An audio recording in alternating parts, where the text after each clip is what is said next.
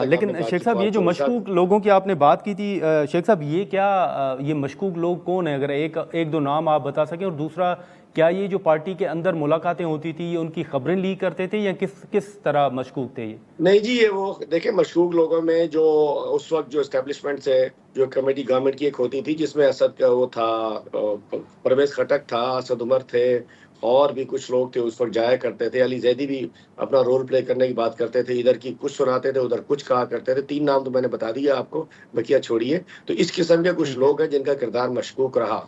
तो एक तो इस किस्म के लोग हैं जो उन्होंने गवर्नमेंट में अच्छा। रहते हुए भी नेगेटिव रोल प्ले किया और डबल एजेंट का किरदार प्ले किया और उन्होंने अदा किया। और दूसरे मैंने बताया कि बाकी ये ऐसे लोग हैं कि जिनका असल फैसला, आखिरी फैसला इमरान खान साहब करेंगे और उनका फैसला आखिरी होगा। हाँ। लेकिन जो मैं समझता हूँ कि वो समझ रहे हैं कि जज्बात क्या, वो भी समझ रहे हैं कि उनके वो बड़ी खुली बात करते हैं कि मेरी पार्टी अब जेन्युइन लोगों की पार्टी रह गई है।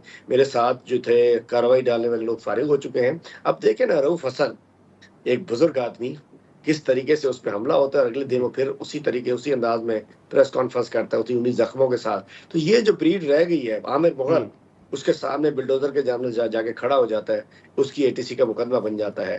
तो यास्मीन राशिद अंदर पड़ी है, एजाज चौधरी अंदर पड़ा है, महमूद रशीद अंदर पड़े हैं, वो बेटी हमारी सनम जावेद अंदर पड़ी है, हमारी आलिया हमजा साहिबा अंदर पड़ी है। वह कितने खवातीन, कितने बुजुर्ग हैं, मिलिट्री कोर्स में कितने लोग मौजूद हैं, बात फारूक अंदर पड़े। मतलब कोई बिल्कुल। तारीख छोटी तो नहीं है ना। हाँ, तो बात ये है कि लेकिन चंद शेख लोग साहब हैं। ये जो